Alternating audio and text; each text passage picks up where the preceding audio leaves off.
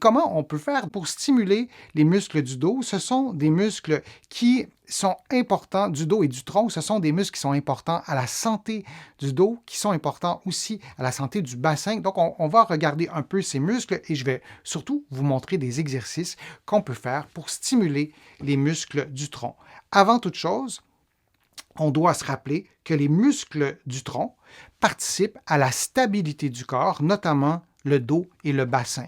Lorsque les muscles qui sont devant, derrière, sur le côté, devant, derrière le tronc, se contractent bien, se synchronisent bien, ça nous protège en quelque sorte des douleurs au dos, ça nous protège en quelque sorte des petits mouvements qui pourraient peut-être accélérer des processus dégénératifs, par exemple, et il y a beaucoup d'autres avantages. Je vous en parle dans plusieurs de mes vidéos, mais souvenons-nous que ces muscles-là, ils sont importants pour notre santé. Où sont-ils? Ils sont en général en profondeur. Ce que je vous montre, ce ne sont pas des extenseurs, mais plutôt des fléchisseurs, les muscles abdominaux. Là, on voit un muscle qui est très profond. On ne le voit pas sinon sur nos corps lorsqu'on regarde à l'œil nu, bien sûr, mais le transverse de l'abdomen, c'est un muscle important pour la stabilité du dos. Et il y a d'autres muscles aussi de l'abdomen, les abdominaux qu'on connaît souvent mieux que le transverse, qu'on voit parce qu'ils sont plus, on les voit parce qu'ils sont un peu plus en superficie. Ce sont surtout des muscles fléchisseurs. Si on continue avec l'anatomie du dos, on a aussi des muscles extenseurs. Il y en a des très, très, très gros et il y en a des très, très petits. Vous voyez les multifides et il y a d'autres extenseurs. Les personnes, et particulièrement les hommes qui sont très minces et très musclés, on voit un dos en V, mais le V, cette forme de V, elle est donnée par des muscles, par un muscle qu'on a de chaque côté, le grand dorsal. Alors, le grand dorsal, c'est un muscle qui est très superficiel, qui nous est utile pour bouger, par exemple.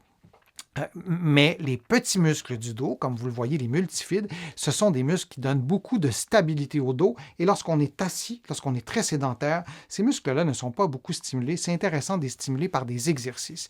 Je vous en montre quelques-uns de ces exercices. On en voit un en ce moment. Il y a deux façons de le faire. La façon que vous voyez en ce moment, la personne a un point de contact avec la main droite et les orteils du pied gauche, le genou ne touche pas par terre. Vous pouvez faire le même exercice en maintenant votre genou au sol et vous le faites évidemment des deux côtés. Ça stimule les extenseurs du dos. Vous contractez les abdominaux profonds, il faut respirer librement. Et si vous voulez augmenter la complexité de l'exercice, vous pouvez contracter votre plancher pelvien, donc les muscles qui retiennent l'urine et les gaz, tout ça en respirant librement. Vous pouvez faire 3 séries de 10 mouvements chaque côté et intégrer cet exercice à un programme d'exercice. Vous allez en trouver sur ma chaîne. Un autre exercice que vous pouvez faire, plus facile, c'est un peu la moitié de l'exercice précédent. Vous le voyez, c'est simple à décrire. Vous êtes en appui sur le genou et sur les deux mains et vous faites un exercice d'extension. L'internaute qui me posait la question me disait quel exercice je pourrais faire, mis à part les exercices pour les fessiers. Ça, c'est un exercice pour les fessiers. Je voulais vous le montrer parce que peut-être que ça vous intéresse aussi de stimuler les fessiers, qui sont des extenseurs, qui sont des muscles importants, des gros muscles. Mais lorsque vous faites le mouvement que vous voyez en ce moment à l'écran, ce ne sont pas uniquement les fessiers qui sont stimulés. On voit les muscles des cuisses, mais aussi les petits muscles du dos. Un autre exercice qui stimule cette fois-ci davantage les abdominaux, les muscles du tronc, c'est un exercice qu'on appelle en anglais le dead bug.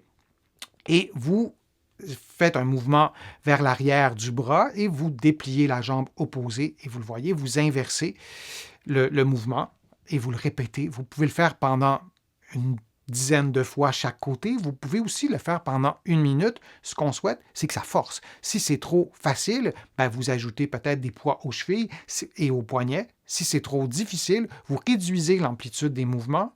Et c'est vraiment important, lorsque vous faites le mouvement que vous voyez à l'écran, le bas de votre dos, si vous placez la main dans le creux de votre dos, le creux ne devrait pas être prononcé. Il ne devrait pas avoir une amplification du creux lombaire. Pourquoi? Parce que vous aurez préalablement, et ça c'est important, contracté le transverse de l'abdomen, je vous le montrais tout à l'heure. Si vous placez votre main sur votre abdomen en ce moment, vous rentrez votre nombril en respirant librement comme ce que je fais en ce moment.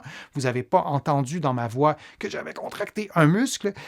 Lorsque vous faites un mouvement qui ressemble à ça, vous contractez le transverse de l'abdomen, et vous faites cette contraction-là avant de faire les mouvements avec les bras et avec les jambes, ce qui stabilise le bassin, ce qui stabilise le bas du dos. L'erreur à ne pas faire, c'est de cambrer le bas du dos, d'amplifier la courbure du bas du dos.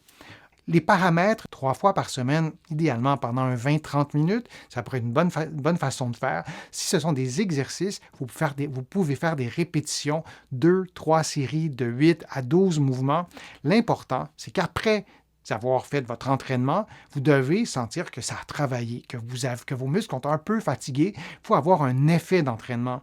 Et lorsqu'on progresse, lorsque nos muscles du tronc prennent de la force et de l'endurance, on doit aussi augmenter l'intensité, augmenter la durée, progresser dans tout ça. C'est important. Donc, il faut adapter les paramètres à vos capacités physiques, à votre condition, à votre douleur si vous en avez. Aucun exercice que je vous présente sur ma chaîne YouTube ne doit provoquer, augmenter de la douleur. Je vous le dis souvent, si c'est le cas, vous ne faites pas l'exercice et vous consultez un professionnel de la santé. Alors, je vous remercie d'avoir été là. J'espère de vous retrouver pour un prochain direct, pour une prochaine vidéo et je vous dis à très bientôt.